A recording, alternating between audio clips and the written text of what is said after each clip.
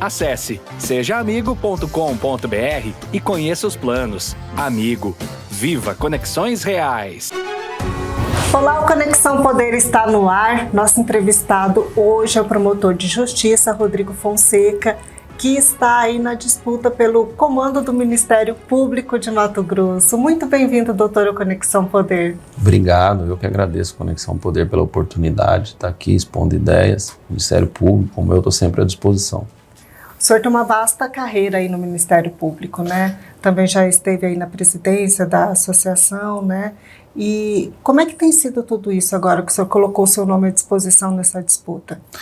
Então, na verdade, eu ingressei no Ministério Público em 2004, né? Trabalhei em Alta Floresta, Porto Alegre do Norte, depois vim para Pedra Preta e Tiquira, trabalhei em Paranatinga, Sorriso, Rondonópolis e hoje atuo em Rondonópolis e também junto ao Gabinete do Procurador-Geral.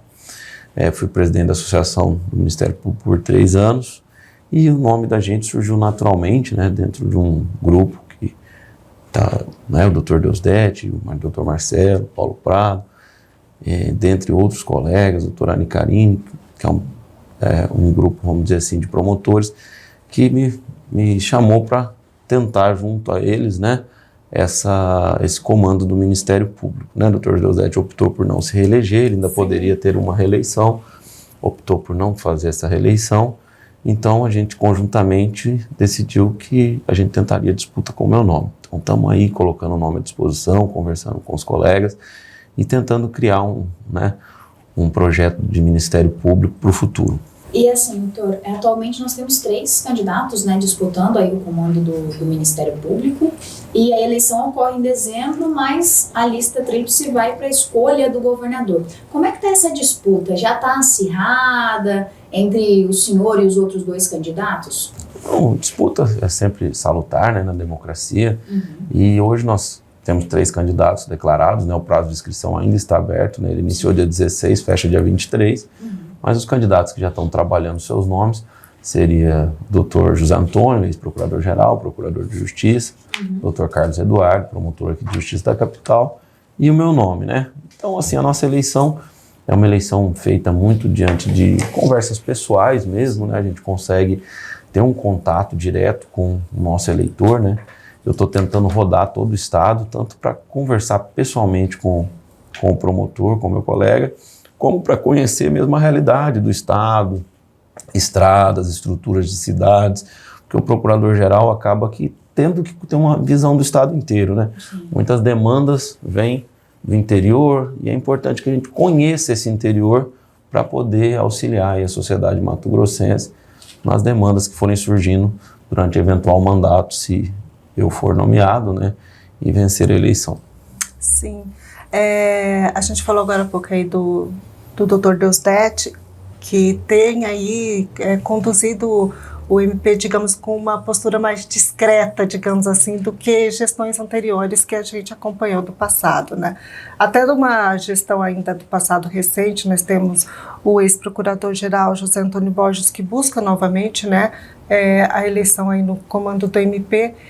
Na gestão dele, a gente acompanhou algumas críticas, a gente estava em época de pandemia também, e teve aquele posicionamento ali do MP puxando para o lockdown, puxando para que fosse estendido o lockdown, Cuiabá, Várzea Grande, teve muita crítica do comércio, muita crítica de que ele estava querendo impor uma forma mais do executivo do que do MP mesmo.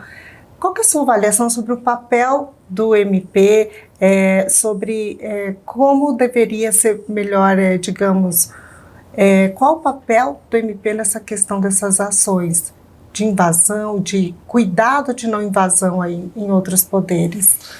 Então, o Ministério Público, como qualquer instituição, né, a gente sempre age tentando acertar, né?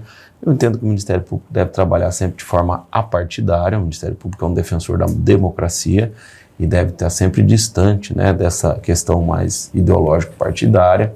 E eu entendo que o MP ele deve tomar um certo cuidado para não se imiscuir em políticas públicas que sejam subjetivas, porque o gestor público é o executivo e a gente deve ter esse cuidado, né? Eu sou um defensor há muitos anos, né? Os colegas todos sabem disso, que os poderes devem, cada um, trabalhar dentro da sua esfera, né, de competência ou atribuição. Isso vale para o Legislativo, vale para o Executivo, vale para o Judiciário.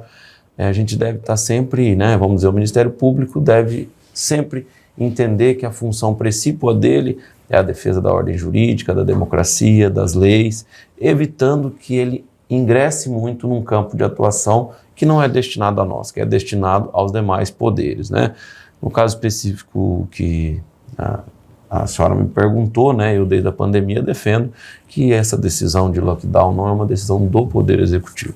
Quais os outros pontos negativos, digamos assim, de gestões passadas, o senhor acha que tem que haver um cuidado para não ocorrer ali novamente, que é preciso estar atento? Eu acho que a gestão é uma constante evolução. Eu não vou dizer que tem algum erro em alguma gestão passada, mas, por óbvio, cada procurador-geral, cada chefe de poder vai impingir a sua maneira, né, de pensar e a sua maneira de conduzir a instituição. Eu entendo que o Dr. Deusdedit conduziu a instituição muito bem nesses 2 anos, né?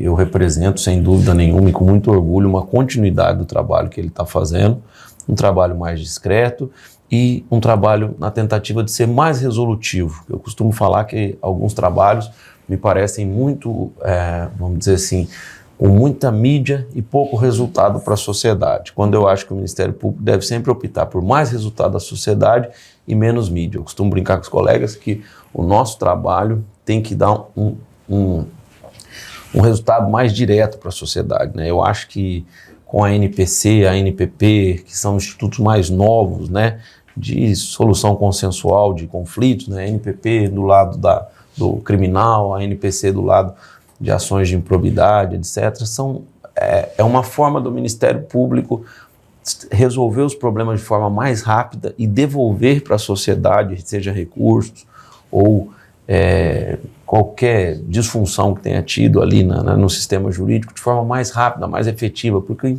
o processo, por regras processuais e não por qualquer imputação que eu faça ao Poder Judiciário, o processo tem regras rígidas e ele acaba sendo muito mais moroso do que os acordos, né? Eu acho que o futuro do Ministério Público e do Judiciário é a busca de soluções consensuais junto ao cidadão.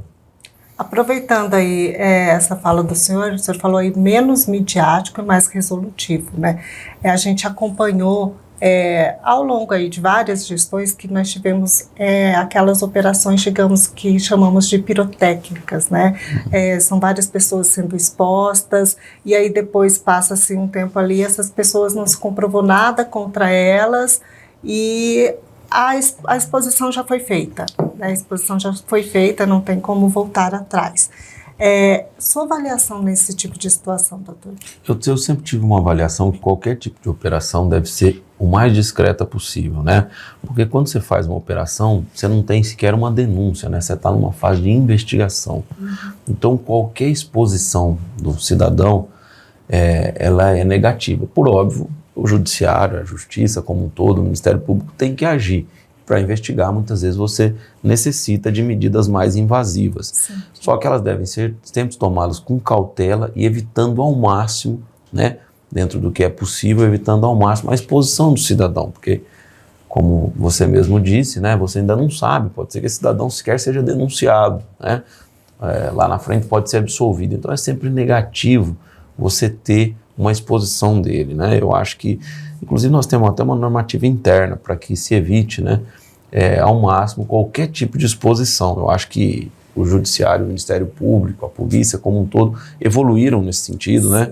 Eu acho que todos hoje estão imbuídos do mesmo objetivo, que é preservar o máximo possível o cidadão de situações constrangedoras, né? Porque a gente nunca sabe qual vai ser o resultado de uma investigação. Às vezes, o que se buscou até aquele momento, ainda que sejam indícios fortes, podem ser contrapostos e pode-se chegar a uma conclusão que não havia aquilo que se imaginava no início, né? Então, assim, a ideia, eu acho que em todas as searas, até porque a pena não deve passar da pessoa do condenado, qualquer tipo de exposição, até do culpado, ela acaba que refletir na família, o que é negativo. Então, eu acho que a ideia é sempre a preservação do cidadão. O Estado vai dar a resposta dele, mas essa resposta é dada através das sanções que a própria legislação prevê e não através da mídia.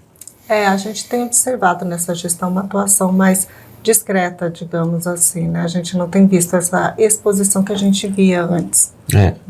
O GAECO vem fazendo muitas operações, né? Eu não tenho um número aqui correto, mas nós fizemos muitas operações contra o Comando Vermelho, inclusive, né? Que hoje é um dos focos, né, do nosso grupo de atuação ao crime organizado, já que é público e notório, né, que o crime organizado cresceu. Saiu daquela questão política que a gente via muito, né, de atuação de muitas operações relacionadas a políticos, para agora estar nesse foco aí do crime organizado com relação a facções, né, diante do crescimento que teve, né? Sem dúvida, eu acho assim, a gente sempre tem que ter prioridades, né? Porque quando você elenca muitas coisas como prioridades, o combate à corrupção sempre vai ser um dos focos do Ministério Público, né? Mas nós temos outras promotorias além do GAECO, né, tanto no âmbito civil como criminal, que auxiliam nesse combate à corrupção. E, inclusive, eu quero criar um CAEX de improbidade, então a ideia é sempre crescer esse combate à corrupção. Porém, no caso do GAECO específico, em razão do crescimento notório do Comando Vermelho e até mesmo o incômodo social que vem tendo hoje, eu entendo que o Ministério Público, as polícias, nós temos que todos nos unir, né, para evitar o crescimento e, ao mesmo tempo, reduzir a influência que essas organizações criminosas estão tendo na sociedade, nos bairros, nos comércios, né? A gente tem ciência de que é um problema hoje que a sociedade quer que o Estado ajude, auxilie, né, e resolva esse problema a curto e médio prazo.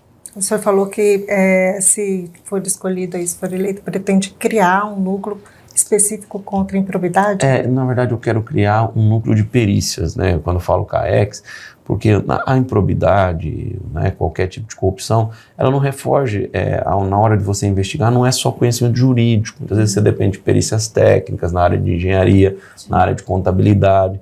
Então eu quero criar um núcleo específico para que essas perícias sejam um pouco mais ágeis, não que hoje não sejam, mas quanto mais você puder agilizar essas perícias, seja para arquivar, seja para levar para frente o inquérito, dependendo da conclusão que elas chegarem, mas é importante que seja rápido. Eu costumo falar que justiça muito tardia, ela acaba sendo negativa, porque você tira o foco, você não resolve o problema no curto prazo, né? Porque quando você tem uma ação na seara de improbidade, corrupção, qual que é a ideia? É cessar aquela sangria que está acontecendo e, ao mesmo tempo, recuperar o que eventual dano ao erário. Então, isso tem que ser da forma mais rápida possível, porque senão, no bom sentido, você chega um pouco tarde. Chega tarde, e às já vezes não adianta mais. Às vezes você não consegue nenhum tipo de recuperação de ativos, ou seja, agiu tardiamente, acabou perdendo ali o momento correto de se agir e se evitar que houvesse um prejuízo ao Estado. Doutora, aproveitando que a gente está falando sobre isso, o Ministério Público tem uma grande atuação na esfera criminal. Na sua avaliação, hoje, quais são os desafios desse trabalho aqui em Mato Grosso? Olha, eu acho que o maior desafio lá no âmbito criminal em Mato Grosso é, sem dúvida nenhuma, o combate ao Comando Vermelho, né? As facções criminosas são uma realidade que todos enxergam, né? Acho que tem que ter uma ação muito concatenada do poder público, inclusive nos presídios, né? Porque hoje você tem um comando de uma organização criminosa de dentro dos presídios, o que é uma coisa, né, muito grave. Então eu acho que tem que haver uma união de esforços para que se reduza, né, os danos sociais que hoje são causados pela organização criminosa. O governador Mauro Mendes, a gente tem acompanhado os pronunciamentos dele e ele tem criticado constantemente que nós temos leis frouxas, né? Justamente que prende hoje, solta amanhã, isso vem sendo um problema e até para a atuação mesmo da segurança do Estado. Ou seja, isso favorece o crime e gera uma certa impunidade. O senhor também é dessa opinião de que as leis hoje não são suficientes para que a segurança do Estado dê continuidade no seu trabalho? Concordo plenamente com o governador Mauro Mendes. Nós precisamos do enrijecimento da legislação criminal. Especialmente, né, o governador Mauro Mendes vem na vanguarda desse combate ao crime organizado, ele vem tentando articular as polícias, né? E nós temos hoje, o que eu sempre falo é o seguinte, a lei, hoje eu acho que nós precisamos de uma legislação mais específica contra o crime organizado. Você não pode, vamos dizer, o tráfico feito por organizações criminosas, ele é um tráfico mais grave do que aquele pequeno traficante de bairro que, né, vamos dizer assim, popularmente é conhecido como mula. E para situações diferentes, você tem que ter normas e sanções diferentes. Então, o que acontece? A legislação hoje ela é muito genérica. Eu até defendo, já conversei com alguns senadores em Brasília, que deveria, na lei das organizações criminosas, ter um tipo específico com sanções mais graves para essas organizações armadas e gigantescas, como é hoje o Comando Vermelho e o primeiro Comando da Capital, porque são organizações de natureza diferente. São facções, né? Você não pode, eu costumo falar que a gente não pode, de maneira nenhuma, comparar, por exemplo, uma organização criminosa que se une, por exemplo, para dar golpes bancários. Sim. Não estamos dizendo que isso não é grave e tem que ser combatido. Mas, com certeza, essas organizações criminosas, essas facções, cometem atos muito mais graves e são muito mais nocivas à sociedade.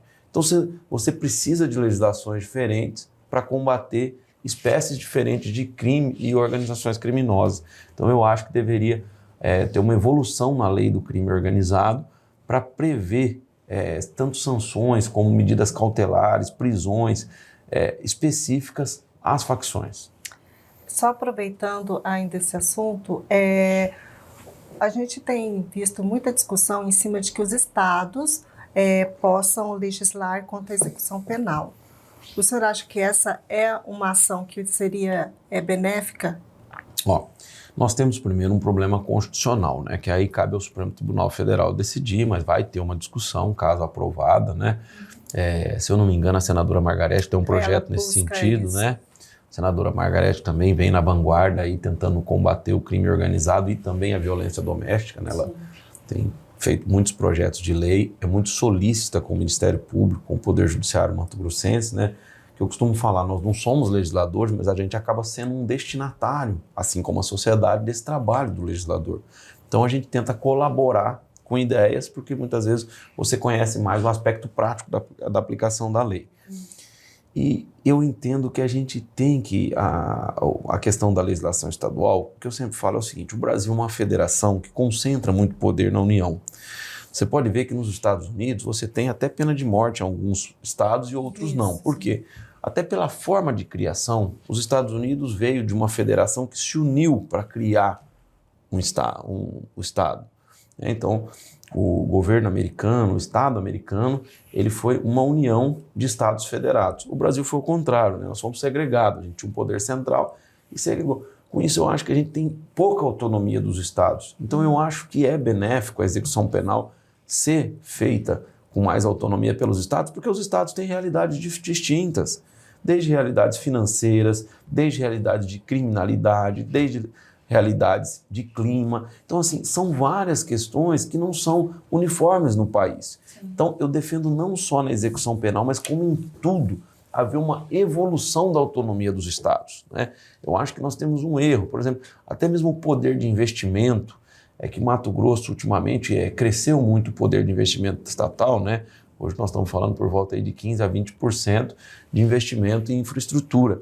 Mas por muitos anos, Mato Grosso era muito dependente da União.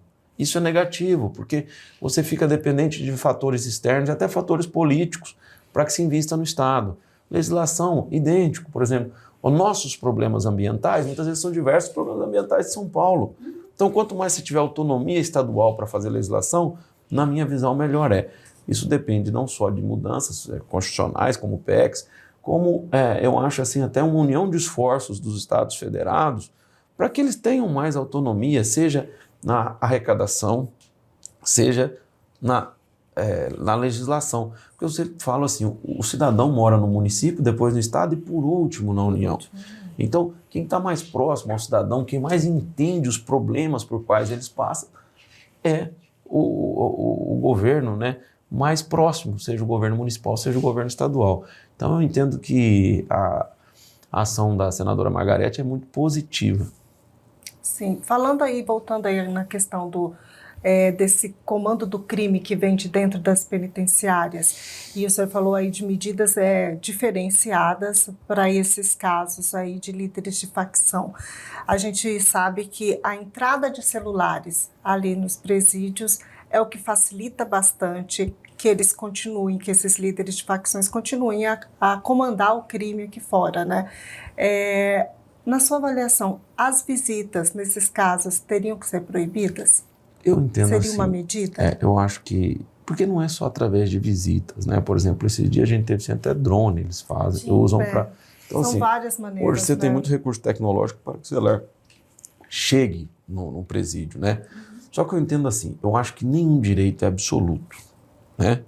Quando você tem uma ação do criminoso, quanto mais danosa socialmente a ação do criminoso, mais o Estado tem que segregar os direitos dele. A liberdade é um direito, eu posso tomar dependendo do tipo de infração penal que você comete. Uma coisa do direito de visita, ele deve ser garantido ao preso. Porém, se o preso, dentro desse direito de visita, desrespeita as normas, elas devem ter suspensas. Eu costumo brincar que a sanção, o castigo é tão importante que a gente aplica para as pessoas que a gente mais ama. Quando você tem um filho e ele não segue as regras, você o castiga. Como as pessoas crescem, quem passa a dar esse castigo é o Estado.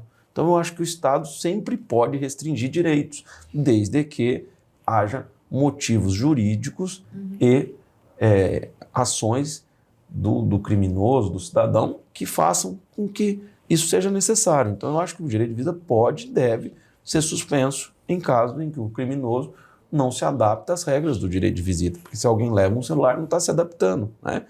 E a gente tem também que investir em tecnologia nos presídios, investir nas revistas, nós temos que fazer investimento, nós temos que fazer investimentos que de alguma forma consigam aos poucos ir evitando que esses celulares cheguem lá, né? E eu falo até mesmo talvez de troca entre estados, né? Você troca de presídios com maior isolamento, o Estado tem que fazer o que for necessário para conter o crime. Essa é a minha defesa sempre. Porque eles dão um jeito, né? Esses dias a gente viu até que tinha o celular escondido em cadeira de rodas, cadeira né? de rodas, em colchões também tinham, então assim... Não é fácil, às vezes... porque na verdade o que é? O crime ele se inova a cada dia. Sim. E o Estado tem que se inovar junto. A Polícia Militar, o Estado de Mato Grosso está monitorando o Estado, adquiriu uma quantidade grande de câmeras. Quer dizer, o que eu falo é o seguinte, nós não podemos ter um combate ao crime analógico numa era digital. Então hoje nós temos que ter câmeras de segurança, nós temos que ter recursos tecnológicos de busca de informações em telefones, temos que ter recurso tecnológico até mesmo eu não conheço, né, a fundo quais os recursos detectam a passagem de um celular, né? Sim. Mas o celular tem lítio, emite radiações, então você vai ter que ter recursos tecnológicos que detectem, identifiquem ele antes que ele chegue ao seu destinatário. E a pessoa que foi levar esse telefone, além de punida pelo crime que praticou, na minha opinião, deve ser impedida há muito tempo de vir ao presídio. Você tem que... O que eu estou falando? Os direitos vigem enquanto você cumpre as regras. Sim. A partir da hora que você descumpriu as regras, os direitos têm que deixar de ser garantidos a você. Então, eu acho que esse combate não é uma ação fácil. Costumo falar, você pode ver que não é fácil, que todos os estados têm um problema. Sim. Então, só que é uma ação necessária. E o Mato Grosso, nós temos aí uma polícia militar forte, uma polícia militar eficiente. A Polícia Civil do Estado de Mato Grosso também é uma polícia ativa. Então, assim, nós não temos ainda nenhum problema no Estado de falar, em tal lugar a polícia não entra, né? E não podemos ter nunca, não podemos caminhar no sentido errado. Nós temos que caminhar no sentido certo. Então, eu acho que as forças de segurança, seja a Polícia Civil, Militar, a Polícia Federal, que dá um auxílio em alguns crimes, elas têm que agir de forma a buscar que cada vez mais haja monitoramento. Numa era digital, você pode fazer monitoramento de telefone, onde aquele telefone está andando, que torre ele está usando, câmeras de segurança. Nós temos, eu falo assim, aquela investigação de antigamente, lógico que ela sempre vai existir, se é necessária, mas ela evoluiu muito. Nós não podemos mais só ter uma investigação que as pessoas fiquem andando atrás das pessoas e entrevistando as pessoas. Hoje, o principal móvel é a tecnologia. No mundo que se fala em inteligência artificial, você não pode ter um modo arcaico de investigar. Então é isso que eu venho defendendo há tempo. Eu acho que nós temos que cada vez, o nosso processo era papel, agora é digital. Então, a investigação também tem que ser digital, ela também tem que evoluir se ela quer. Nós temos, por exemplo, que eu falo, monitoramento de movimentações financeiras, nós temos que mudar, na minha visão, evoluir cada vez mais, já evoluímos um pouco, as formas de investigação. Então, com o tempo, você vai chegar numa delegacia, você vai ter um TI bem estruturado, que talvez investigue mais crimes que as pessoas que estão na rua. Eu acho que esse é o futuro da humanidade. Então, teve até uma complementação, digamos assim, no GAECO, aí, que agora conta com Polícia Militar, Polícia Civil, conta com a Polícia Penal, também sistema socioeducativo ali. E isso foi um salto na questão do trabalho do GAECO nessas investigações, até porque Polícia Penal, por exemplo, é quem mais sabe do que está acontecendo ali, né? Sim. Nos presídios. O GAECO é uma força que ela não é do Ministério Público, ela é uma força multidisciplinar, vamos dizer assim, formada por Polícia Civil, Polícia Militar. E a Polícia Penal é essencial o sistema socioeducativo, porque o crime está ali também. Então, assim, o que é mais importante no combate ao crime, nos GAECos? O intercâmbio de informações. Porque se eu não sei, muitas vezes um policial penal, ele tem uma informação que essas polícias aqui vão demorar mais tempo. Por quê? Porque ele está ali dentro. Ele tem os colegas dele. Eu costumo falar, tem coisa que você não tem prova. Mas você desconfia que acontece, sabe que acontece. Então, a gente trabalha muito com isso. Você olha uma determinada questão e fala, isso me parece que acontece. Mas você ainda não conseguiu documentar, não conseguiu comprovar aquilo. Então, o que você tem que fazer? Montar uma investigação em cima disso. Só que esse fluxo de informação é essencial. E como os promotores conversam entre eles, o sistema penitenciário conversa, a polícia militar conversa. Se você tiver uma força que reúne todos, você tem uma informação rápida. Quem tem informação rápida investiga melhor. Sim, com certeza.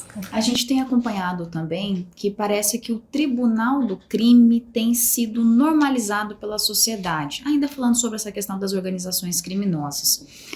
O senhor acha que é preciso, tanto por parte do Estado quanto por parte do sistema de justiça, medidas mais enérgicas para conseguir reagir a essas questões impostas pelas organizações criminosas? Porque pelo jeito que está andando, parece que daqui um pouco a sociedade vai ser obrigada a comprar, por exemplo, água só da facção criminosa, gás só da facção criminosa, por conta desse tribunal do crime. Eu acho que o Estado, né, como um todo, né, onde eu incluo todos os poderes estatais, primeiro que a gente precisa de legislação, né, como disse o governador Mauro Mendes, nós temos um Código Penal de 1941, temos um Código de Processo Penal de época similar. Então, assim, a nossa legislação, ela tem que passar por uma evolução.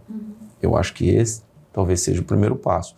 Porque não é dado ao Ministério Público Judiciário descumprir a lei. Sim. Então, muitas vezes, há uma crítica social, às vezes ao Ministério Público, às vezes ao Poder Judiciário, só que é o que está escrito na lei. E eu falo que nós temos que respeitar a lei. Porque a hora que você deixar o Ministério Público ou o Judiciário desrespeitar a lei, você sabe, esse tipo de... vamos dizer assim, esse tipo de ação contrária à norma, você só sabe como começa, você não sabe como termina. Talvez hoje seja por um fato socialmente relevante, amanhã pode não ser. Então, nós precisamos de uma evolução legislativa. Essa questão, segurança privada, várias coisas que eles estão se imiscuindo, tem que ser combatido. E tem que ser combatida a célula financeira, porque sempre que você combate a célula financeira, você desorganiza um pouco a estrutura do crime organizado. E tem que combater as pessoas, né? Sempre tentar focar no andar de cima, vamos dizer assim, nos chefes. Porque os outros ali são mais facilmente substituíveis. Então, a gente vai ter que buscar quebrar tanto essa célula financeira, né? Como as pessoas, né? Como prender as pessoas. E com a legislação que nós temos, a gente faz o que pode, mas ela ainda está insuficiente, é claramente insuficiente ao combate efetivo. Sim, e essa questão do Tribunal do Crime realmente assusta, né? Ela não pode ser normalizada. De forma nenhuma. Até porque eu sempre falo assim, não é à toa que você tem um processo penal para condenar um cidadão. Sim. Porque você tem que ter certeza, né? Nem mesmo ao Estado é dado o direito de tirar a vida das pessoas. Então não vai ser o crime que vai poder fazer isso. Então, tanto esses espancamentos como eventuais assassinatos são inaceitáveis a qualquer sociedade minimamente civilizada. E eu costumo falar o seguinte, que muitas vezes a própria sociedade, pode ser que aquele dia foi assassinado um cidadão que causava danos sociais e a sociedade acha aquilo razoável. Porém, você não sabe o dia de amanhã. Então, assim, as regras devem ser respeitadas, a gente tem que viver num estado civilizado, e para viver num estado civilizado, você precisa ter normas para punir o cidadão que desrespeita a lei. Sim. Doutor, a gente tem aí o NACO, né, que é um dos pontos fortes, braços fortes ali do Ministério Público. Na sua avaliação, como tem sido esse trabalho e o que dá ainda para implementar? O NACO hoje tem uma, assim como a administração hoje impingiu sua marca, né, discreta e eficiente. Porque, bastante assim, discreto. O que eu sempre falo é o seguinte, não adianta você fazer um monte de operação e não conseguir ter nenhum resultado, às vezes nem a denúncia você consegue fazer. Você tem que ter cada vez mais um NACO forte que combata com os instrumentos que tem hoje, porque hoje nós temos ao direito, né, em qualquer tipo de crime, acordos de não persecução penal. Nós temos processos penais, porque quando você enxuga o número de processo penal através dos acordos, aqueles que ingressam no sistema são mais rápidos, porque nós tínhamos um congestionamento. E os ANPPs, eles estão descongestionando o crime organizado. O NACO é um núcleo de competência originária, né, processa autoridades com foro prerrogativo de função, e ele vem se estruturando. Hoje nós temos delegado, hoje nós temos equipe de investigação de rua, então ele vem se estruturando, porque antigamente o que era o NACO? Era apenas um promotor ou um procurador. Fica muito concentrado ali, vamos dizer assim, naquela questão mais processual, que é a nossa formação originária. Hoje não, hoje nós temos um NACO que trabalha mais efetivamente, né? Também vem tendo ações. O Estado de Mato Grosso, né, tem decretos, e as prefeituras também devem segui-los, muitas já têm, que para que não haja busca em órgão público desnecessária, eles franqueiam o acesso. Porque aquele dado, eu sempre quando via uma busca e apreensão no órgão público, eu pensava, esse dado é público. Na casa das pessoas a gente precisa, não tem como não ter um mandado de busca. Agora, dentro de órgãos do Estado, alguém quer uma informação dentro do Ministério Público, você está falando de uma informação pública. Qualquer um pode ir lá e buscar essa informação. Não seria necessário fazer toda aquela operação. Não, e o Estado de Mato Grosso, o Estado de Mato Grosso andou na frente. Já existem, né, decretos do próprio chefe do Executivo que franqueiam o acesso a órgãos públicos. Então, o Ministério Público não precisa fazer uma busca lá, ele vai lá e busca. Ele é autorizado a fazer isso. O que me parece salutar. E as prefeituras devem seguir o modelo. Tem muitas prefeituras que já seguiram, porque não preciso ter uma busca para ir na prefeitura. Eu vou lá, me apresento, nós somos Ministério Público, eu preciso desse documento, e trago aquele documento. Óbvio que a gente jamais vai defender isso para entrar na casa das pessoas. Agora, aquilo ali não é nada privado e nem nada assim, não é vamos dizer, a casa é o asilo inviolável do cidadão. Ali não, ali é um órgão público. A informação é pública. A informação é pública. Eu falo que a transparência pública tem que aumentar cada vez mais, para a gente consultar pela internet o documento que a gente quer. Isso é o ideal. Porque você está diante de um mundo assim, eu costumo falar, dentro do Estado não tem informação privada, a não ser questões de segurança, né? Como existe na União ou no Estado, você tem questões que são questões de segurança daquele que exerce o cargo público, né? Essas são necessárias porque você não pode também deixar. Você imagina uma coisa que informasse o trajeto, os deslocamentos, aí não pode, porque aí você tem uma questão de segurança pessoal de quem está ali. E a polícia também muitas vezes tem informações sigilosas, porque não é positivo eu divulgar que eu estou adquirindo um aparelho que invade celulares. Sim. Então, você tem informações que são sigilosas por natureza. Agora, tirando essas, o acesso é amplo. Eu vou buscar cópia de uma licitação. Você não precisa mandar de busca para isso, você vai lá e busca, porque é uma informação pública. E também não tem pirotecnia com isso, exato. Assim, né? Não, é positivo para todos. É positivo para todos. O que acontece é o seguinte, diante de vamos dizer, nós tivemos ali um momento durante a Operação Lava Jato que houve um rompimento de barreiras. E a partir dali, o sistema jurídico foi remoldando quais eram as reais necessidades para combate efetivo à corrupção e, ao mesmo tempo, se remoldando para que houvesse menos exposição do cidadão. Porque qual é a ideia? Um combate efetivo com a menor taxa de exposição possível. É óbvio que você nunca vai conseguir ter uma exposição zero, mas você tem que evitar ações desnecessárias. o nosso resultado é conseguir um acordo ou conseguir uma condenação, não é expor o cidadão.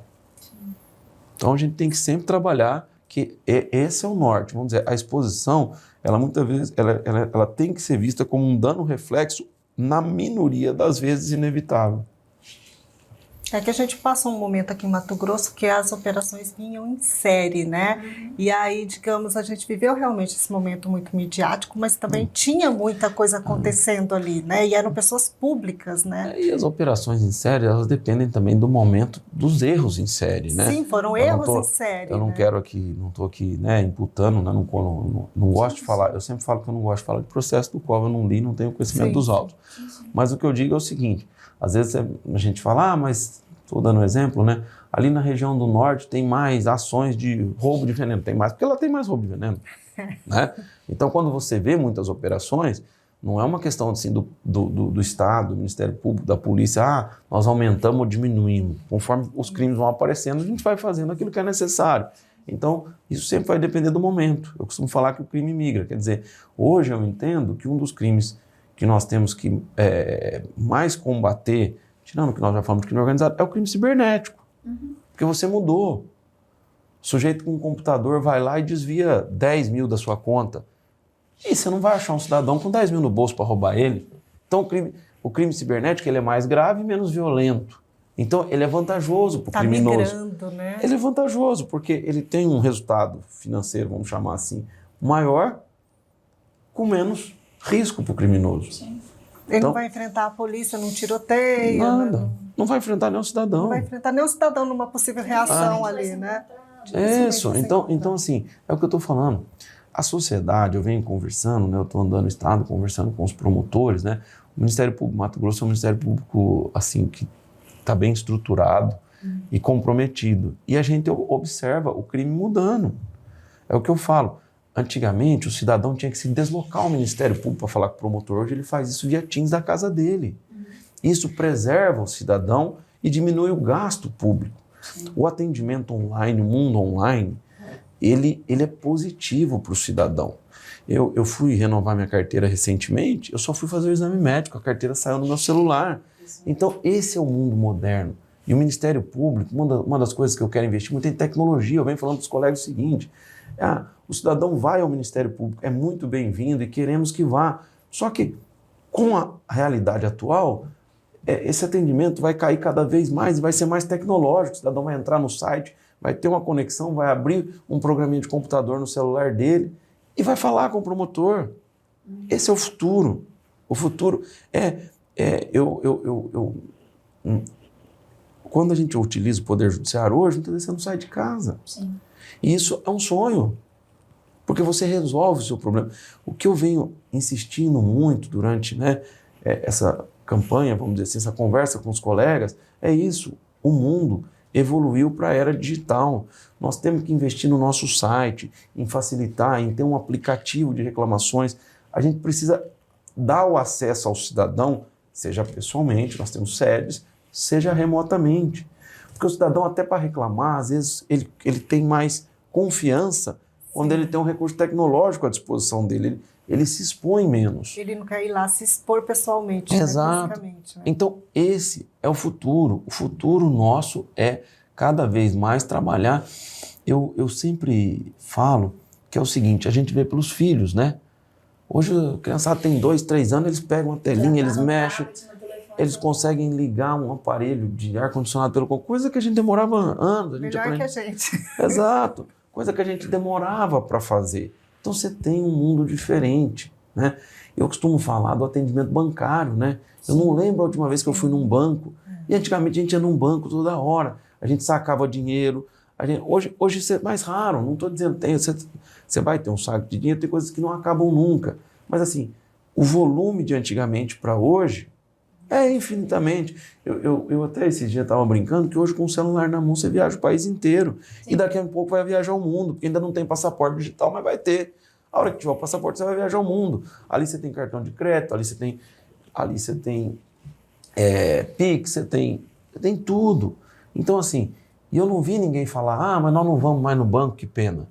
Então, Isso vai mudar como um todo. O Judiciário lançou agora o Juizado 4.0, que é uma evolução tecnológica nos juizados especiais. Porque nós precisamos ser rápidos. Eu venho insistindo muito isso dentro do Ministério Público. Nós temos que ter ações rápidas. O Ministério Público tem que responder rápido ao cidadão. E a resposta rápida é a interligação. Nós temos que ter uma interligação tecnológica com a Secretaria de Saúde, seja do município, seja do estado. O paciente veio aqui reclamar que tem uma cirurgia, ele não está conseguindo. Eu tenho que inserir isso dentro do sistema, a secretaria receber, justificar. Não, você ir para aquela... No mundo que nós vivemos hoje, você está naquela era de mandar um ofício. Isso não tem nenhum sentido. Eu, quando vejo um ofício por papel, alguns são necessários, mas eles têm que ser exceção. Os órgãos públicos têm que ser interligados. Tem uma reclamação no Ministério Público quanto à regulação de uma cirurgia. Isso tem que ser online. O Ministério Público tem que estar interligado na Secretaria, dar um clique e falar, ó, temos um problema. A Secretaria tem que responder qual é o problema. E caso aquele problema não consiga ser solucionado dentro do administrativo, a gente recorre ao Judiciário, que é a regra, que também é digital. Sim. E a intimação para que cumpra tem que ser digital. Quando eu entrei no Ministério Público, você levava um mandado de intimação para um secretário. Isso é imperdoável. O secretário é uma pessoa pública, assim como o promotor. Ele tem que ter uma caixa de e-mail que ele receba isso. Nós temos que... Vamos dizer assim, a iniciativa privada sempre anda na frente. É evidente, o Estado vem atrás. Mas nós temos que evoluir. Quanto tempo a gente não vê jornal impresso? O jornal impresso praticamente foi extinto. Foi. E ele não foi extinto porque eu acordo na minha casa às 7 horas da manhã, eu tinha que, na melhor das hipóteses, ir na banca para me informar. Hoje, da minha cama, eu pego lá, leio o repórter MT e consigo saber o que está acontecendo. Então, com custo zero. Sim. Entendeu? Então, as coisas mudaram. O fluxo de informações, eu tenho falado muito, até mesmo de formas de divulgação de atos. O Ministério Público, na era digital, ele tem que estar em site, ele tem que estar no Instagram, ele tem que estar... Que é a forma de comunicação com a sociedade. A forma de comunicação com a sociedade mudou. Eu não tenho dúvida disso. Eu lembro que meu pai assinava jornais, revistas, e hoje a gente lê a revista na internet. A gente paga, às vezes, alguns pagos, outros sem custo. Mas exceção, né? Mas você vai tudo pelo celular, pelo computador. Esse é o mundo. E o poder público, como um todo, tem que se adaptar a esse mundo. Nós demoramos mais para chegar na era digital. A pandemia foi extremamente favorável ao sistema jurídico. A pandemia evoluiu 20 anos o sistema jurídico. Porque quando se necessitou do recurso tecnológico, conseguiu-se observar que ele era mais eficiente. Isso foi extremamente positivo, seja para o Ministério Público, seja para a sociedade. Tá, para a gente concluir, doutor, esse avanço digital seria, então, na sua visão, o principal desafio para a próxima gestão? Não tenho dúvida, não tenho dúvida. Seja na inteligência artificial, hoje nós temos uma inteligência artificial que você joga um PDF de um processo e ele informa, ele resume o que aconteceu. É óbvio que sempre vai ser passivo de conferência para um ser humano. Que às vezes eu escuto o pessoal falar, mas você não tem medo da inteligência artificial substituir o ser humano? O ser humano vai ser substituído nunca. Esse é um medo desnecessário. Tudo se evoluiu e nós continuamos todos trabalhando, empregados. O mundo se adapta, né? O mundo se adapta, isso é uma besteira. Eu brinco, vocês lembram, eu vivi um pouco a era que você ligava na casa da pessoa e combinava um lugar e um horário para estar. Hoje a gente vê isso como imperdoável. O que aconteceu? Ligações de telefone, elas praticamente acabaram. Por quê? Porque você liga pelo WhatsApp e não tem custo, você só paga um pacote de internet. Então o mundo se adapta às novas formas. E o Judiciário, o Ministério Público já entraram e tem que evoluir a era digital. O nosso mundo moderno é digital. O cidadão tem que ter acesso, tem que ter um tablet ali nas promotorias, um computador, onde ele consiga fazer o que ele quiser, porque ele pode estar em Cuiabá e fazer uma reclamação para Rondonópolis, para São Paulo. Isso tem que ser integrado. O sistema de antecedentes criminais tem que ser integrado.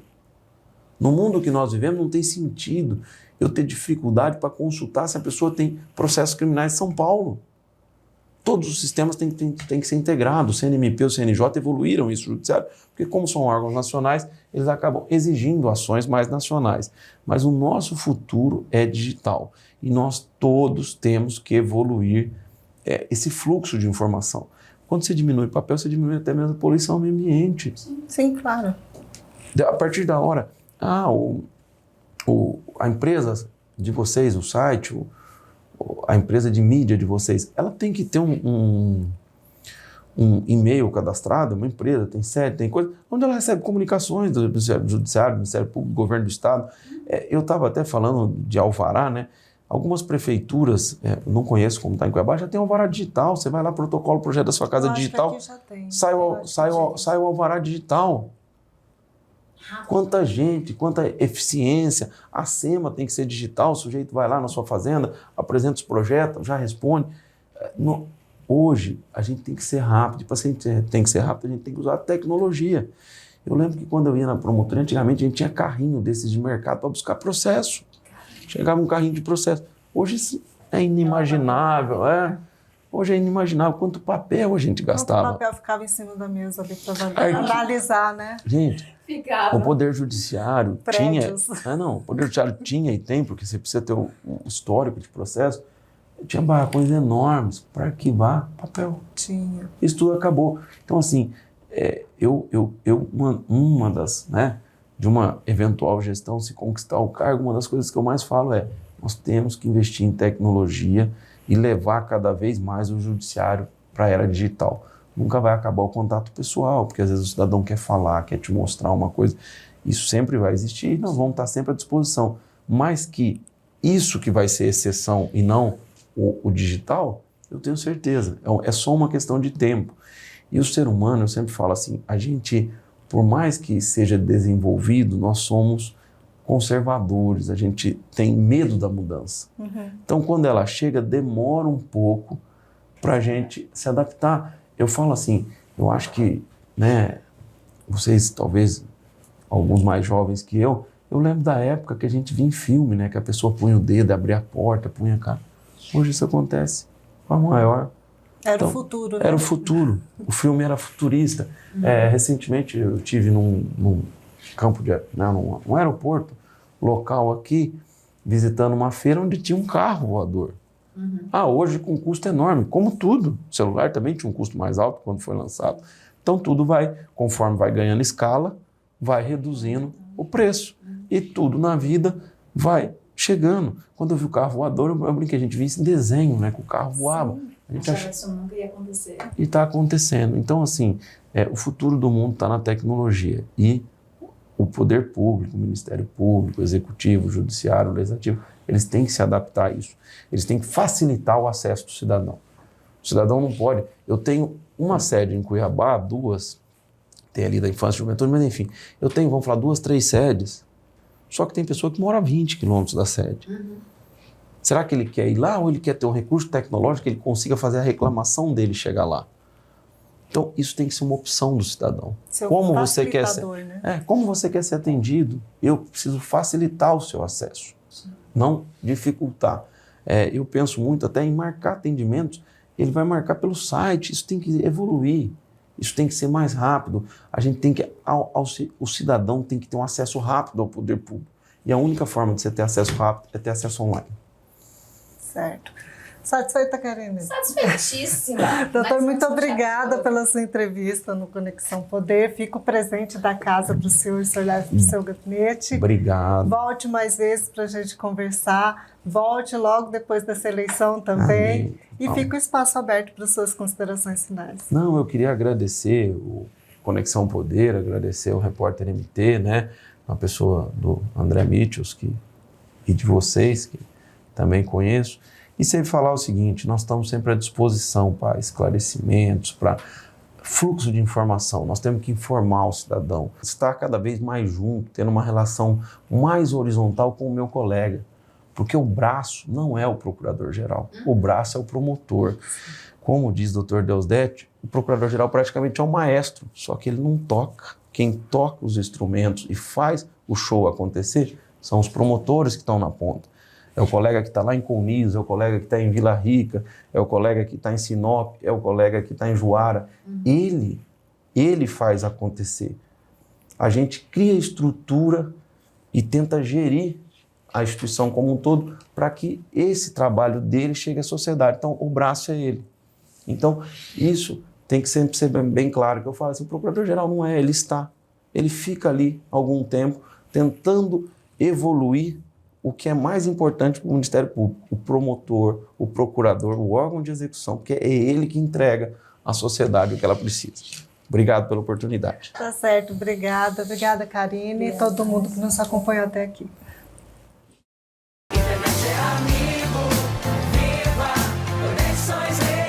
Acesse sejaamigo.com.br e conheça os planos. Amigo, viva conexões reais!